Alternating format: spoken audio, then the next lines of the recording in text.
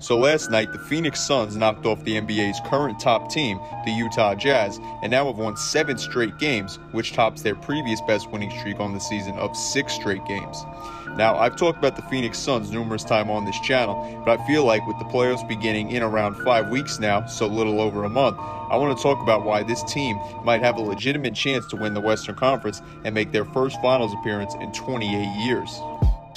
What's up guys, SCJ here, and if you enjoyed today's video, then make sure to give it a like as it helps out a lot, and if you're new to the channel and or enjoy the NBA, then make sure to hit that subscribe button and notification bell.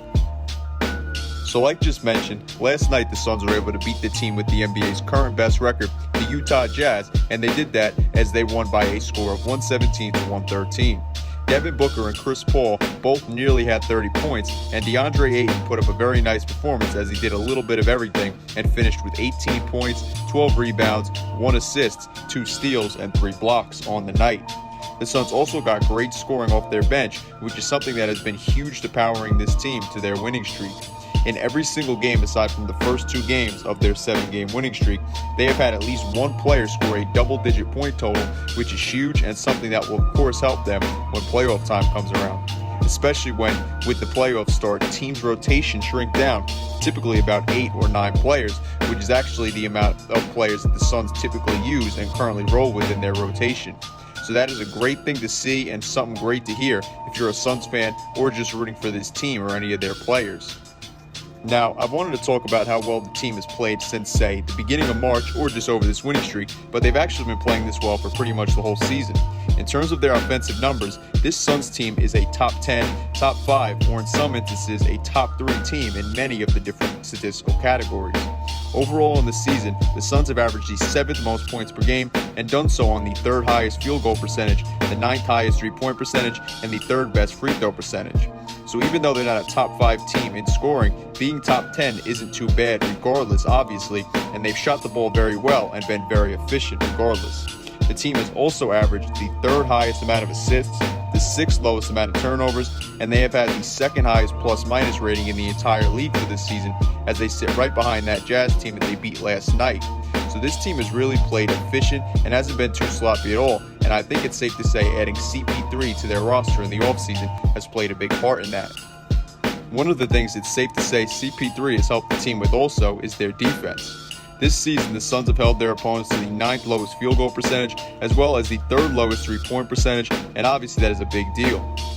You were really able to see last night just how great the Suns defend the 3-point line, as they held the Jazz to just 25% shooting from behind the arc, compared to the 3-point percentage the Jazz were shooting for the season entering last night's game of 39.5%. So that near 15-point drop shows that this Suns team can really hurt their opponents defensively, especially with how big the 3-ball is in today's NBA.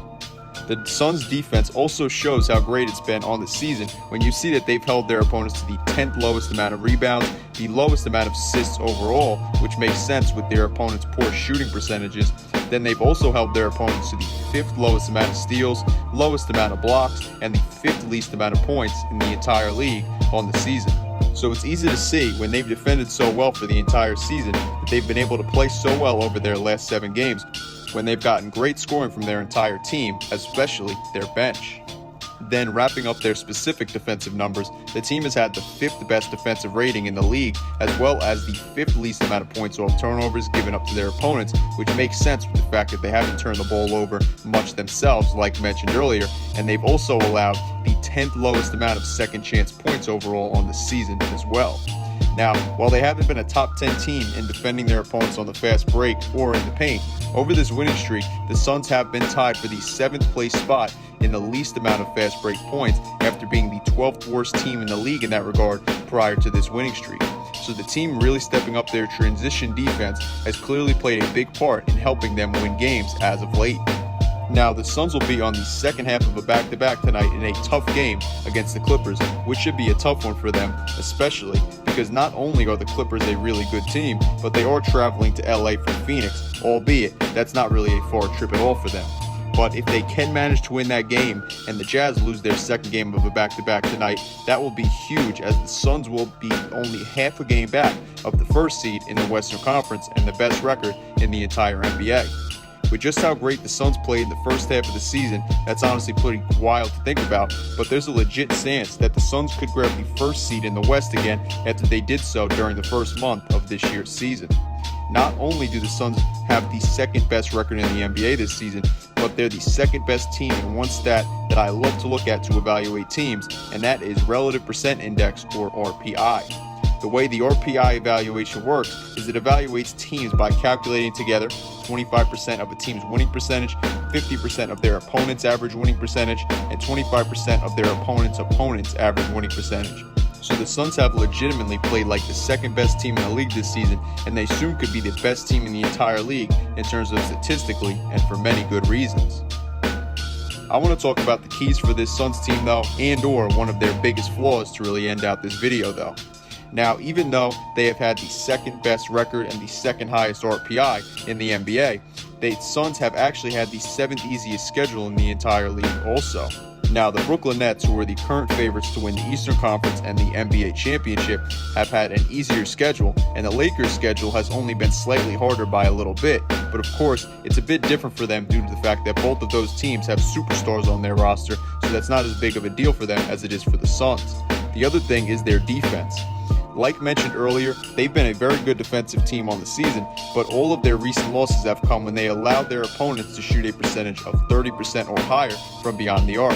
Regardless of if the Suns actually shoot better themselves in both of the shooting areas, and even when they get great scoring from their entire team. Of course, they've been great for most of the season in that regard, but I did want to just bring that up. Regardless though, this Suns team is a great team with one of the best point guards of all time leading their offense, and one of the best scorers in the entire league right beside him in the backcourt. And I think people who are sleeping on the Suns need to open their eyes and realize that while they might not be the favorites to win the Western Conference, they absolutely have the ability to do so. And if the Suns can even improve a bit on their flaws and issues, they might just be able to make things interesting in a playoff series against the Lakers or Jazz.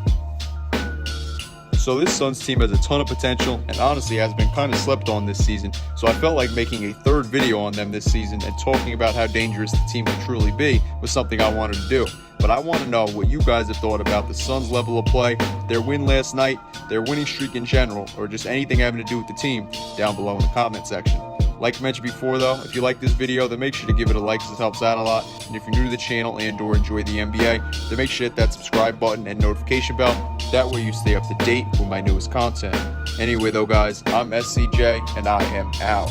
Peace.